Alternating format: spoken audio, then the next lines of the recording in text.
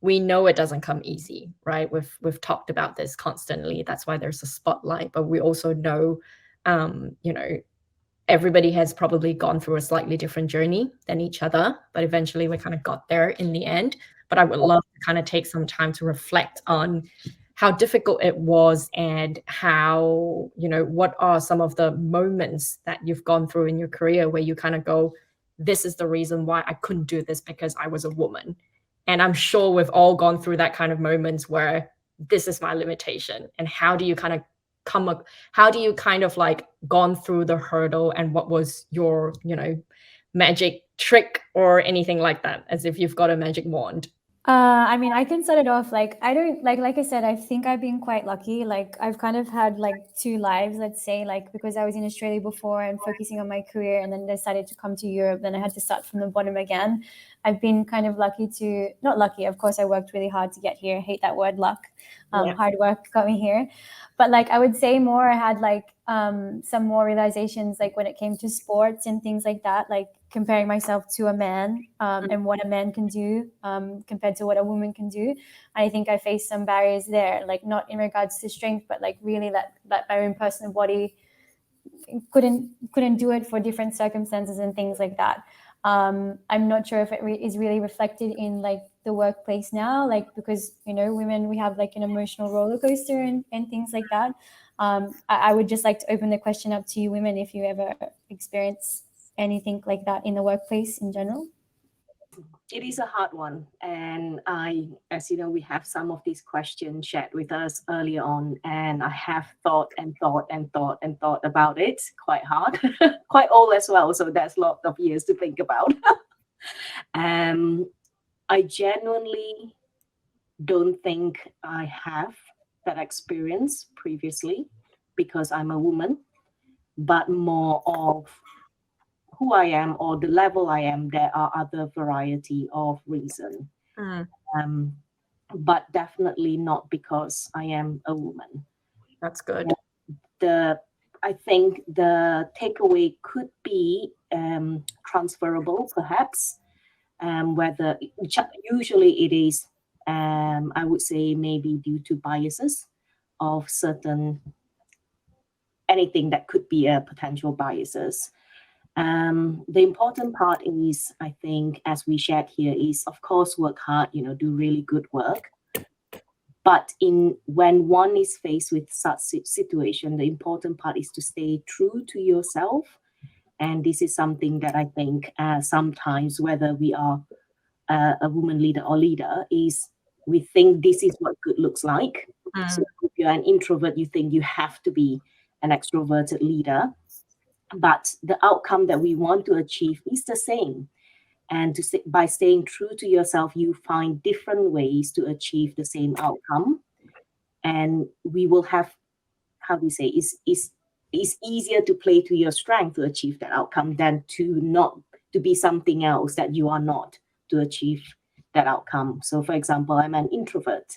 So that is quite hard in a world that values extroverted leaders, right? But how do you still use the introversion to your advantage and do it your way?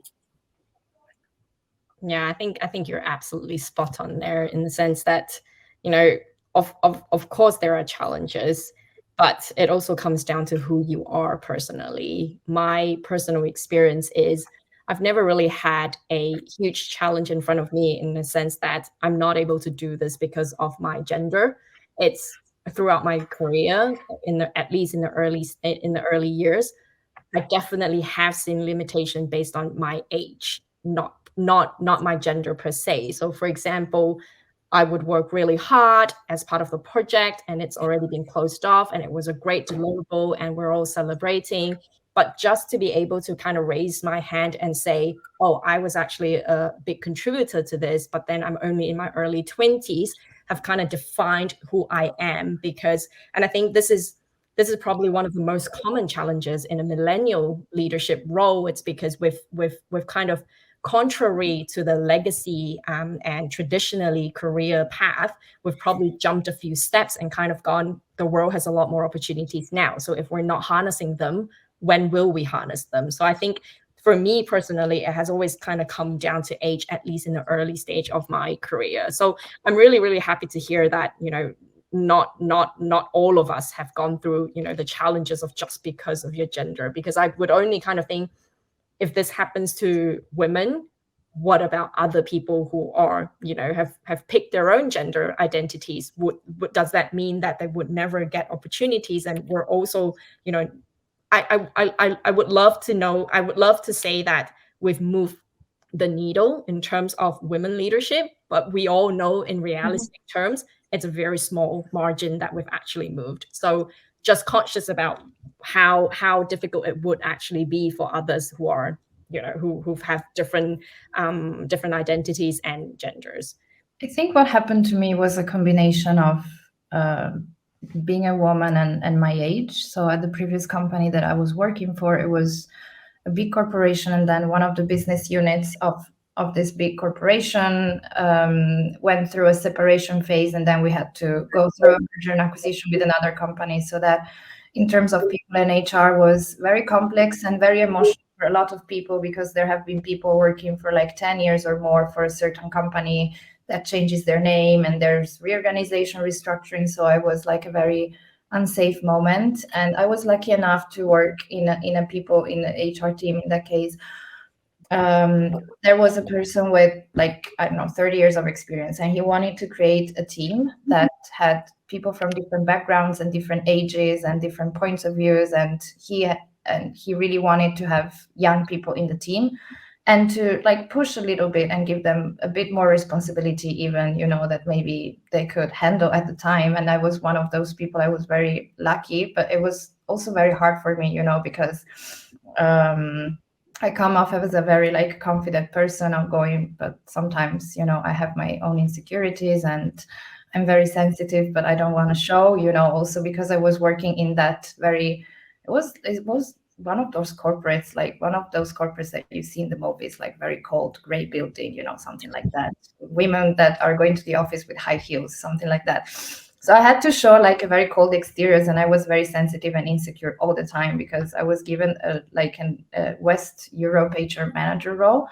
And in that case, the hard thing was that there were people here and there that I was supposed to manage as an HR, and they were used to speak to a local HR. Okay, so for example, there was Pirelli Spain with 100 people, but just like, I don't know, 20 people went through the separation phase, and the same with France, etc., etc.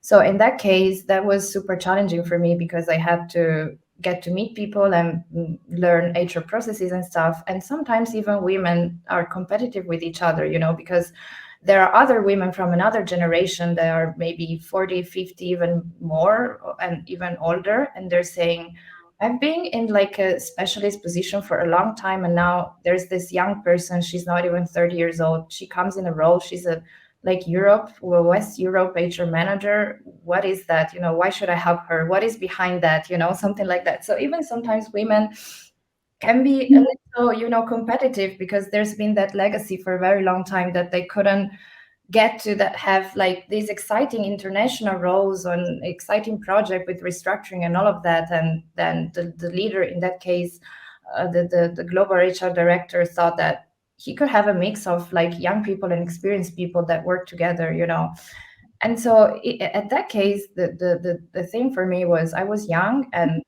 there were other women also in different countries. When there were men, okay, they don't even consider you, honestly. It happened to me, because you're young and you're a woman, and they think like I'm the assistant of the HR director of Europe, which was a man, and I'm like, yeah, no, I'm actually like gonna do this and not him. Oh, okay. But then there are also women, that see you as a competition because they didn't have those kind of opportunities. So for me, in that case, I think there's also sometimes this kind of toxic, I think it's a toxic kind of environment or idea that all of us need to be even stronger or better than any man or all of that, because we are women and we're young, so we need to show that we are the best, in whatever. And that can be a bit toxic sometimes, because I was not the best at anything. Like, I have never done HR, Europe, Spain, whatever. I have never seen a restructuring. So I think that when I really showed to other people that were supposed to hand over to me, that actually I had my vulnerability, I had my insecurities, and I needed their help. And our goal was the same, you know, because they're HR people and they cared about people like me.